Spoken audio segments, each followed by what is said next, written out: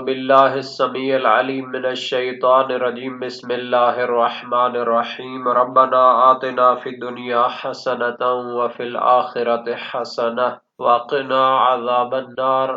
عزیز طلبہ، السلام علیکم ورحمۃ اللہ وبرکاتہ۔ شرح المدوم کتاب صوم درس نمبر 155 میں حاملہ اور دودھ پلانے والی عورت کے روزے کا حکم بیان کیا جائے گا۔ روزے سے متعلقہ مسائل میں سے مسئلہ ہفتوں میں حاملہ اور دودھ پلانے والی عورت کے روزے کے بارے میں گفتگو ہونے والی ہے۔ فدیہ اور قضاء کے وجوب کا حکم ذکر کیا جائے گا۔ لمع دمشقیہ کے خطی نسخوں کے اختلاف کی تحقیق پیش کی جائے گی۔ حکم کے اطلاق کا تذکرہ، متعلقہ فروعات اور مسائل بھی ذکر ہوں گے، اور شہید ثانی کا نقد و نظر اور عبارت کی تشریح بھی پیش کی جائے گی۔ ساتواں مسئلہ یہ ہے کہ جو حاملہ عورت ہے اور اس کا ڈیلیوری کا ٹائم اور بچے کو جنم دینے کا ٹائم جو ہے وہ نزدیک ہے، اور اسی طرح وہ عورت کے جو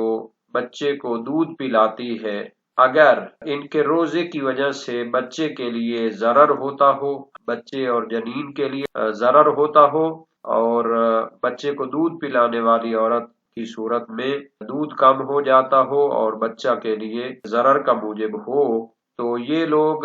روزے کو افطار کر سکتے ہیں اور ہر دن کے بدلے میں ایک مد طعام دیں گے، اور جب ان کا عذر برطرف ہو جائے گا اور بعد میں ان کے لیے قضا ممکن ہوگی تو اس روزے کی قضا بھی کریں گے۔ تو عبارت کو دیکھ لیتے ہیں۔ فرمایا السابعۃ الحامل المقرب والمرضعۃ القلیلۃ اللبن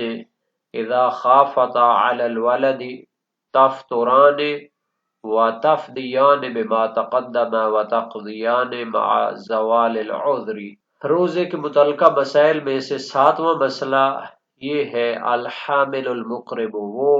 حاملہ عورت کے جس کا بچے کو جنم دینے کا وقت قریب ہے، والمرضعۃ القلیلۃ اللبن، اور بچے کو دودھ پلانے والی عورت کے جس کا دودھ کم ہے، اذا خافتا علی الولد، جب ان کو روزہ رکھنے کی وجہ سے بچے کے لیے خوف ضرر موجود ہو، تفطران، تو روزے کو افطار کریں، وتفدیان بما تقدم، اور سابقہ بیان کے مطابق ہر دن کے بدلے میں فدیہ دیں، ایک مد طعام فقیر کو دیں، وتقضیان مع زوال العذر، اور جب ان کا عذر شرعی برطرف ہو جائے گا اور بعد میں ان کے لیے قضا رکھنا ممکن ہوگا، تقضیان تو پھر قضا بھی کریں گی۔ یہ جو لفظ مقرب ہے، اقرب یقرب مقرب، اس میں فاعل کا صیغہ باب فعال سے، یعنی وہ عورت کے جس کا بچہ جنم دینے کا وقت قریب ہے۔ اور اس لفظ کو تفطران پڑھیں تو بہتر ہے، افطر یفطر افطار سے ہوگا، تفطران نہیں ہوگا۔ شہید ثانی فرماتے ہیں وَإِنَّمَا لَمْ يَذْكُرْ الْقَضَاءَ مَعَ الْقَطْعِ بِوُجُوبِهِ لِظُهُورِهِ حَيْثُ إِنَّ عُذْرَهُمَا آئِلٌ إِلَى الزَّوَالِ فَلَا تَزِيدَانِ عَلَى الْمَرِيضِ۔ بے شک شہید اول نے قضاء کے وجوب کو ذکر نہیں کیا، مع القطع بوجوبہ، حالانکہ یقین ہے کہ حاملہ عورت اور دودھ پلانے والی عورت کے لیے بعد میں قضا بھی واجب ہوتی ہے، انہوں نے قضاء کے وجوب کو ذکر نہیں کیا، لظہورہ، چونکہ اس کا وجوب واضح ہے، تو انہوں نے اس چیز کے واضح ہونے پر اکتفا کرتے ہوئے اس کو ذکر کرنا ضروری نہیں سمجھا۔ حیث ان عذرہما آئل الی الزوال، چونکہ حاملہ کا اور دودھ پلانے والی عورت کا جو عذر شرعی ہے، بچے کے لیے جو ضرر کا خطرہ ہوتا ہے، یہ زائل ہونے والا ہے۔ فلا تزیدان عن المریض، تو حاملہ اور دودھ پلانے والی عورت مریض سے زیادہ نہیں ہے، یعنی مریض کا مرض چونکہ بعد میں شفا یابی پیدا کرنے والا ہے تو اس کے لیے بھی کہا گیا تھا کہ بعد میں وہ قضا کریں گے، تو اسی طرح حاملہ اور دودھ پلانے والی عورت بھی کیا کریں گے، بعد میں قضا کریں گی۔ وفی بعض النسخ، شہید ثانی فرماتے ہیں خطی نسخے جو خود لمع دمشقیہ کے ان کو ملے ہیں، بعض نسخوں میں ہے وَتُعِیدَانِ بدل و تفدیان، پہلے جو عبارت تھی شہید اول کی بریکٹ کے اندر وا تفدیان، تو دوسرے نسخوں میں ہے وتعیدان، یعنی تفدیان والے لفظ کے بدلے میں وہاں تعیدان لکھا ہوا ہے۔ وفیہ تصریح بالقضاء واخلال بالفدیۃ، اگر ان خطی نسخوں کو مد نظر رکھا جائے تو جن میں تعیدان ہے اس سے صراحت کے ساتھ سمجھا جاتا ہے کہ قضا واجب ہے، بعد میں جب ان کے لیے بچے کے لیے خطرہ برطرف ہو جائے گا تو وہ قضا واجب ہوگی ان پر، حاملہ اور دودھ پلانے والی عورت پر۔ وَإِخْلَالٌ بِالْفِدْيَةِ، لیکن فدیے کے وجوب کو پھر خلل پیدا ہو جائے گا چونکہ اس کا بیان نہیں کیا گیا۔ اگر ہم شہید اول کی لمع دمشقیہ کے اس نسخے کو لے لیں جس میں ہے وَتُعِیدَانِ، وَتُعِیدان کا معنی کیا ہے؟ یعنی بعد میں اس روزے کو دوبارہ رکھیں گی، یعنی قضا کریں گی، تو قضا کی تو صراحت ہو گئی۔ وَإِخْلَالٌ بِالْفِدْيَةِ، لیکن لفظ فدیہ تو نہیں آیا ان کی عبارت میں، تو فدیے کے وجوب کو انہوں نے خالی چھوڑ دیا ہے، اس کو خلل ڈال دیا ہے۔ وَعَكْسُهُ أَوْضَحُ، شہید ثانی فرماتے ہیں کہ وہ نسخہ جس میں وَتَفْدِيَانِ ہے وہ زیادہ واضح ہے، لِأَنَّ الْفِدْيَةَ لَا تُسْتَفَادُ مِنْ اسْتِنْبَاطِ اللَّفْظِ، چونکہ لفظ تعیدان سے فدیے کا وجوب استفادہ نہیں ہو سکتا، فدیے کا وجوب نہیں سمجھا جاتا من استنباط لفظ سے، لفظ کے استنباط سے، بخلاف القضاء، لیکن قضا کا وجوب لفظ سے سمجھا جا سکتا ہے، جیسا کہ پہلے شہید ثانی نے بیان کیا ہے کہ تفطران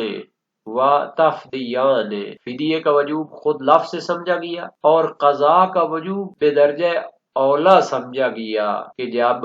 وہ مثل مریض ہیں اور ان کا عذر برطرف ہونے والا ہے تو بعد میں ان پر قضا واجب ہوگی۔ تو اس عبارت کا معنی یہ ہے کہ اگر تفدیان کا لفظ ہوگا تو قضا کا وجوب بدرجہ اولا سمجھا جائے گا، کیونکہ وہ مثل مریض کے ہوں گی اور ان کا عذر برطرف ہونے والا ہے تو وہ قضا بھی واجب رہے گی۔ لیکن اگر تعیدان کا لفظ لیا جائے تو پھر فدیے کے وجوب کو بیان کرنے میں خلل واقع ہو جائے گا چونکہ اس کو نہیں سمجھا جاتا۔ محقق جمال خونساری نے، جنہوں نے حاشیہ شرح الامہ لکھا ہے، انہوں نے اشکال کیا ہے کہ اگر تفدیان کا نسخہ بھی ہو تو وجوب قضا لفظ سے تفدیان سے نہیں سمجھا جا سکتا، مگر یہ توجیہ کریں کہ شارع کی مراد مفہوم موافقت اور طریق اولویت ہے اور کلمہ تفدیان سے وجوب قضا کو سمجھنا چاہتے ہیں، یعنی جب فدیہ واجب ہے تو بطریق اولا قضا بھی واجب ہوگی، کیونکہ فدیہ ایک قسم کا وہ کیفر ہوتا ہے اور ہرجانہ ہوتا ہے، جرمانہ ہوتا ہے۔ جب اس نے روزہ کھایا، روزے کو افطار کیا تو اس کا کیفر واجب ہے، جریمہ اس کو لگے گا، پس قضا کا وجوب رہ جانے والے روزے کے لیے بطریق اولا واجب ہے۔ لیکن اگر لفظ تعیدان کا ہو تو پھر اس میں قضا کا وجوب تو سمجھا جائے گا لیکن فدیہ کا بطریق اولا واجب ہونا نہیں سمجھا جا سکتا، کہ فدیہ ایک جریمہ ہوتا ہے، اس کو دلیل خارجی کے ذریعے بیان کرنا پڑتا ہے، تو اگر تعیدان کا لفظ ہوگا تو قضا واجب ہو جائے گی، فدیہ کو بیان کرنے کے لیے کوئی لفظ وغیرہ نہیں ہے۔ تو اس پر بعض نے اشکال کیا ہے کہ احتمال ہے کہ شارع کی مراد لفظ سے لفظ مرضعہ اور حاملہ ہو، اور معنی یہ ہے کہ تعیدان کے نسخہ کی بنیاد پر وجوب فدیہ وہ موضوع مسئلہ سے سمجھا جاتا ہے، کیونکہ حمل اور ارضاء کا جو عذر ہے اس سے تو فدیہ کا وجوب نہیں سمجھا جاتا، لیکن نسخہ تفدیان کی بنا پر وجوب قضا جو ہے وہ اس کے موضوع مسئلہ سے سمجھا جاتا ہے، چونکہ قرینہ موجود ہے۔ پہلے مصنف نے فرمایا تھا کہ قضا واجب ہے ہر شخص پر جو کسی عذر شرعی کی وجہ سے اپنا روزہ افطار کرتا ہے، تو حمل اور ارضاء بھی کیا ہوتا ہے، عذر شرعی میں سے قرار پاتے ہیں۔ وَلَوْ كَانَ خَوْفُهُمَا عَلَىٰ أَنفُسِهِمَا فَكَالْمَرِيضِ تفتران و تقضیان من غیر فدیت وَكَذَا كُلُّ مَنْ خَافَ عَلَى نَفْسِهِ۔ اب فرماتے ہیں اور اگر ان کا خوف اپنے لیے ہو، یعنی خود ان کے لیے ضرر کا خوف ہو، فقل مریض ہے تو وہ حامل والی عورت اور دودھ پلانے والی عورت مریض کی طرح ہوگی، تفطران وہ حاملہ اور دودھ پلانے والی عورتیں روزے کو افطار کر سکتی ہیں، وتقضیان اور اس روزے کی بعد میں قضا ان پر واجب ہوگی، من غیر فدیتن، اور جب حاملہ اور دودھ پلانے والی عورت مریض کی طرح ہے تو پھر اس پر فدیہ دینا واجب نہیں ہے، وَقَضَى كُلُّ مَنْ خَافَ عَلَى نَفْسِهِ، اور اسی طرح ہر وہ شخص جو اپنے اوپر خوف ضرر کی وجہ سے روزے کو افطار کرتا ہے تو بعد میں اس کو قضا واجب ہوگی اور افطار کے بدلے میں کوئی فدیہ دینا واجب نہیں ہوگا۔ اس عبارت سے پہلے بیان ہوا تھا کہ اگر دودھ پلانے والی عورت اور حاملہ عورت کو روزے کی وجہ سے بچے کے لیے ضرر ہو تو وہ حکم ہے، یعنی افطار کریں اور فدیہ دیں اور بعد میں قضا بھی ان پر واجب ہوتی ہے۔ لیکن اگر ان کو حمل یا ارضاء کی وجہ سے اپنے اوپر خطرہ ہو، اپنے لیے ضرر کا خطرہ ہو تو پھر وہ مریض کی مانند ہیں، ان پر قضا واجب ہوگی لیکن فدیہ واجب نہیں ہوگا۔ اور اسی طرح ہر وہ شخص کو جس کو مختلف عوامل کی وجہ سے اپنے اوپر خطرہ ہوتا ہے تو روزہ افطار کرے، بعد میں قضا کرے اور اس کو فدیہ دینا واجب نہیں ہوگا۔ ولا فرق فی ذلک بین الخوف لجوع وعطش ولا فی المرتضع بین کونہ ولدا من النسب والرضاع ولا بین المستاجرۃ والمتبرعات۔ اس حکم کو بیان کر دیا گیا ہے، اب اس کے اطلاقات کو کھول کر بیان کرنا چاہتے، فرماتے ہیں اس حکم میں فرق نہیں ہے کہ اس کو جو خوف ہوتا ہے لجوع وعطش، چاہے بھوک کا خوف ہو، وعطش یا پیاس کا خوف ہو، اگر بچے کے لیے خوف ہے تو بھی مطلق ہے، اگر خود عورت کے لیے وہ خوف ہے تو اس کے لیے بھی فرق نہیں ہے۔ اگر بھوک کا خوف ہو یا پیاس کا خوف ہو، چونکہ مزاج مختلف ہوتے ہیں، کبھی کسی کو زیادہ پیاس لگتی ہے، کبھی کسی کو بھوک زیادہ لگتی ہے، تو بہرحال اگر قابل تحمل نہ ہو تو وہ حکم سابقہ ان کے لیے ہوگا۔ ولا فی المرتضع، اور جو بچہ دودھ پینے والا ہے اس میں بھی فرق نہیں ہے، بین کونہ ولدا من النسب، اس کا اپنا بچہ ہو، والرضاع، یا اپنا بچہ نہ ہو بلکہ دودھ پلانے کے لیے اس کو بچہ دیا گیا ہو، بچہ رضاعی جس کو کہیں گے، ولا بین المستاجرۃ والمتبرعات، اور اس میں بھی فرق نہیں ہے کہ وہ جو دودھ پلانے والی عورت ہے وہ بچے کی ماں ہو یا پھر کیا ہو اس کی دایا ہو، اس میں بھی فرق نہیں ہے کہ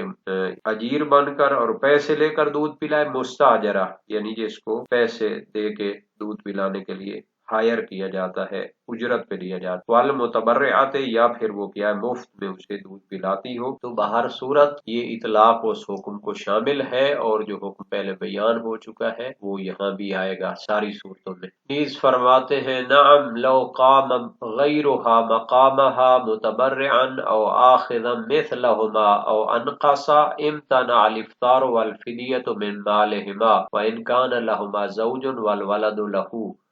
والحکم بافطارهما خبر معناه الامر لدفعه الضرر۔ سابقہ جو مسئلہ بیان ہوا تھا کہ حاملہ عورت اور دودھ پلانے والی عورت ضرر کی صورت میں روزہ افطار کر سکتی ہیں اور بعد میں فدیہ دیں گی اور قضا بھی کریں گی، اس سے ایک استثناء کرنا چاہتے ہیں، ہاں لو قام غیرها مقامها متبرعا او آخذا مثلهما او انقصا، اگر دودھ پلانے والی عورت کی جگہ کوئی دوسری عورت مفت میں دودھ پلانے کے لیے حاضر ہو، اور آخذا مثلہما، یا اس جتنی اجرت لے کر دودھ پلانے کے لیے حاضر ہو، اور یہ جو لفظ ہے مثلہا ہے، یہ جو شرح علومہ ہے زبدہ فقیہ کے عنوان سے اس میں آخذا مثلہما لکھا ہوا ہے جلد نمبر 3 صفحہ 185 پہ، لیکن صحیح نسخہ جو ہے مثلہا ہے، کیونکہ حاملہ تو علیحدہ ہو جائے گی، اس کی جگہ تو دوسری کوئی آ کر جنم نہیں دے سکتا۔ یہ استثناء فقط اس سے ہے دودھ پلانے والی عورت سے، اگر اس کی جگہ کوئی دوسری عورت ہو متبرعن मुफ्त में दूध पिलाए, और आखिर मिसलहा या उस जितनी उजरत लेकर दूध पिलाए, और अनकासा या उससे भी कम तर उजरत लेकर दूध पिलाने वाली हो। इम्ताना अल इफ्तारो वल फिदियतो बिमाल, ये अलहदा जुमला है। इम्ताना अल इफ्तारो, तो फिर दूध पिलाने वाली औरत के लिए अपने रोजे को इफ्तार करना ममनू है, यानी वो क्या है अपना रोजा रखेगी, और दूसरी औरत जो मुतबर्रे तौर पर या उस जितनी उजरत लेकर या उससे भी कम उजरत लेकर वो करना चाहती है, तो उसको दे देगी बच्चा दूध पिलाने के लिए। अच्छा, एक और फर है, वल फिदिया तो मिम्मालिहिमा, ये फिदिया जो हामला औरत ने देना है और दूध पिलाने वाली औरत ने देना है, ये किसके माल से होगा? उनके शौहर से होगा या ये खुद देगी? फरमाते हैं वाल फिदिया तो मिन मालिहिमा, ये फिदिया खुद अपने माल से देगी, अगरचे के उनका शौहर मौजूद हो